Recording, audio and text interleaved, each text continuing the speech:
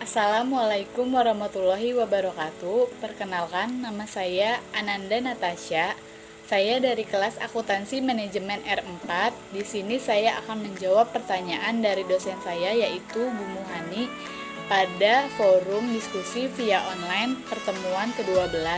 Pertanyaannya, sebutkan keunggulan dan kelemahan variabel costing, jelaskan dampak perolehan laba akibat perbedaan penggunaan kedua metode tersebut, dan bagaimana penggunaan variabel costing dalam evaluasi kinerja manajer. Sebelumnya, saya akan menjelaskan apa itu variabel costing. Variabel costing adalah penentuan harga pokok produksi yang membebankan pada biaya-biaya produksi variabel saja ke dalam harga pokok produk. Keunggulan variabel costing yaitu yang pertama, membantu dalam mengendalikan biaya, yang kedua, membantu pengambilan keputusan jangka pendek, yang ketiga, membantu perencanaan penentuan laba jangka pendek.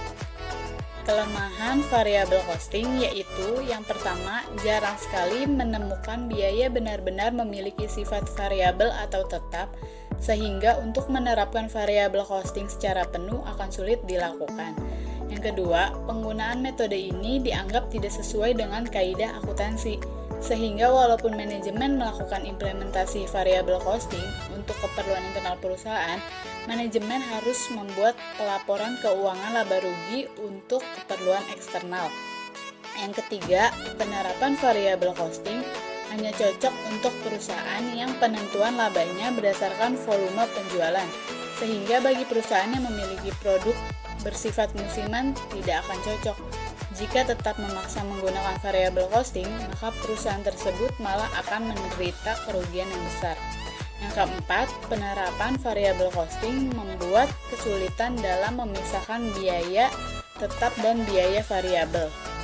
Dampak perolehan laba akibat perbedaan penggunaan kedua metode tersebut adalah yang pertama, dalam metode full costing dapat terjadi penundaan sebagian BOP tetap pada periode berjalan ke periode berikutnya, bila tidak semua produk pada periode yang sama.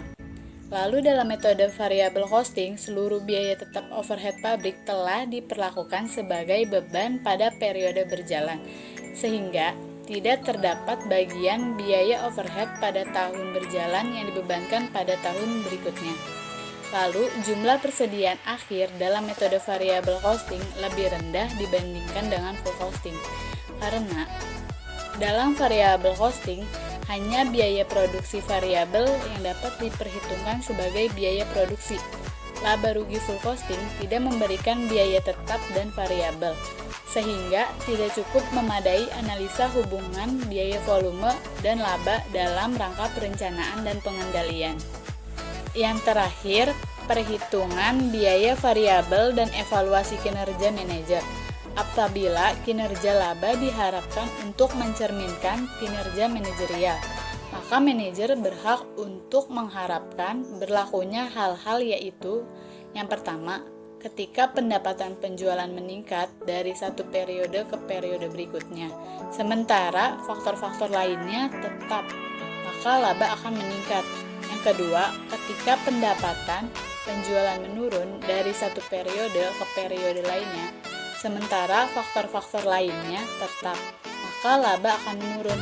Yang ketiga, ketika pendapatan penjualan tidak berubah dari satu periode ke periode lainnya, sementara faktor-faktor lainnya, maka laba tidak akan berubah. Sekian jawaban dari saya. Wassalamualaikum warahmatullahi wabarakatuh.